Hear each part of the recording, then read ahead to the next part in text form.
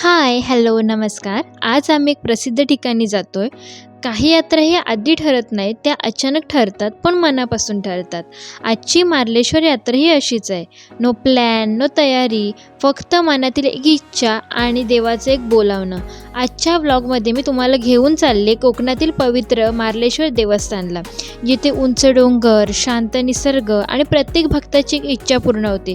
तर हा व्हिडिओ शेवटपर्यंत नक्की बघा, कारण आज आहे मकर संक्रांती आणि केवळ दर्शन नाही तर देवाचं लग्न देखील बघायला मिळणार आहे.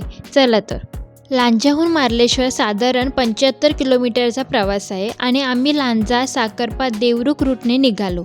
रस्ता जितका सुंदर तितकंच मन शांत करणार आहे. यात्रेला जाताना मी व्लॉग स्टार्ट केला आणि थोडासा माझा लुक पण दाखवला आहे. साधारण 1.5 तासात आम्ही कारने मार्लेश्वर जवळ पोचलो. लांजा, साकरपा, देवरुख मार्गे असं आम्ही निघालेलो होतो, कारण तिकडून रस्ता आणि लवकर पोचायची संधी लवकर आम्हाला वाटली. आणि जसजसं जवळ येत गेलो तसतसे उंच डोंगर दिसायला लागले आणि मन आपोआप शांत व्हायला लागले.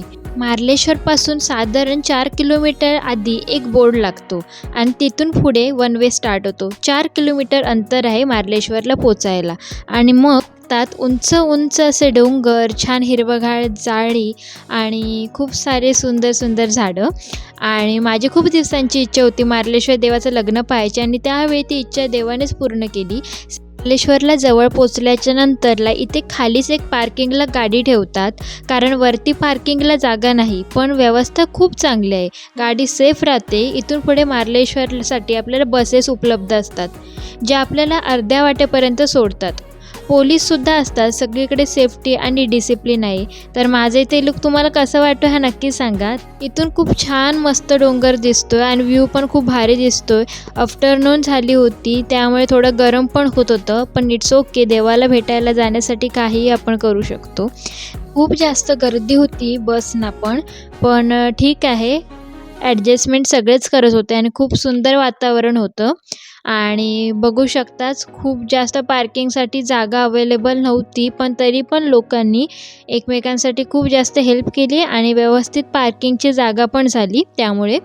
आणि इथून सुंदर तुम्हाला डोंगर दिसतच आहे. तर आपल्याला तिथपर्यंत जायचं आहे, तर चला आपण सगळ्यांनीच जाऊया. तर मग तिथून पुढे आम्हाला बस भेटली आणि मग बसने आम्ही निघालो.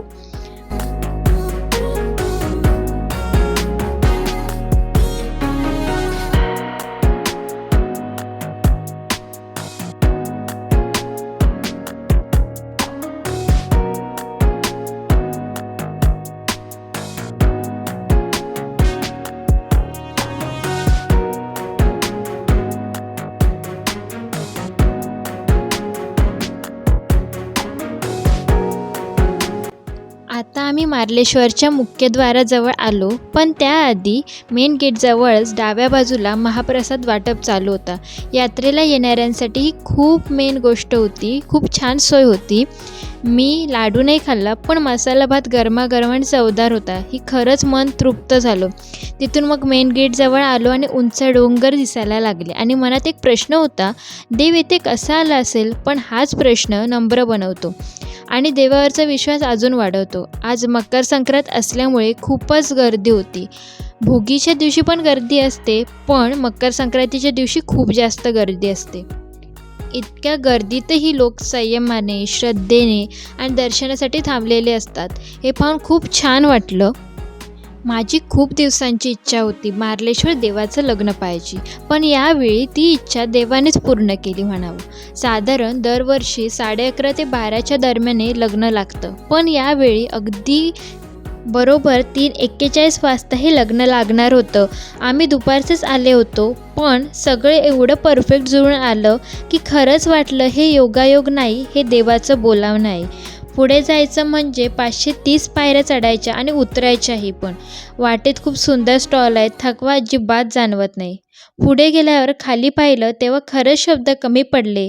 मोठमोठे दगड, त्यातून वाहणारं पाणी, निसर्गाने काढलेले जणू एखादं चित्र.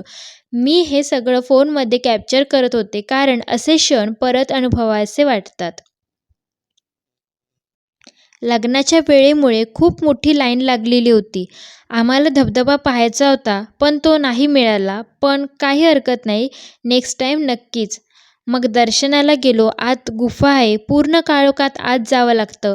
पूर्वी इथे साप राहत होते, पण आता नाही आहेत.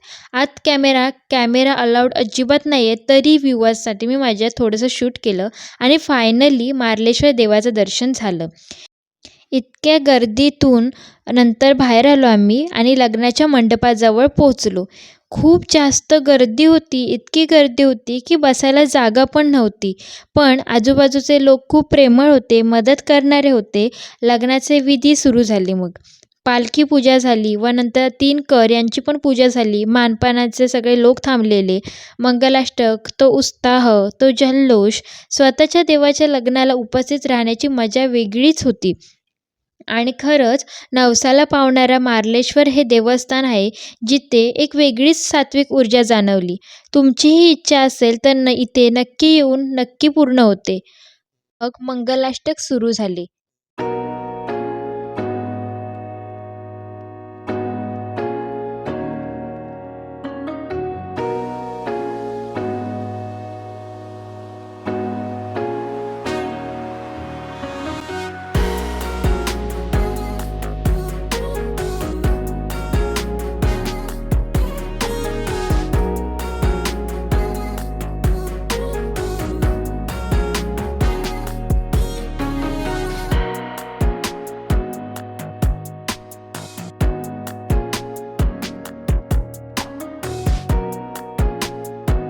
आज या यात्रेत मला एक गोष्ट कळली, देवाला भेटायला प्लॅनची गरज नाही लागत, तर मनातून आलेली एक खरी हाक पुरेशी असते.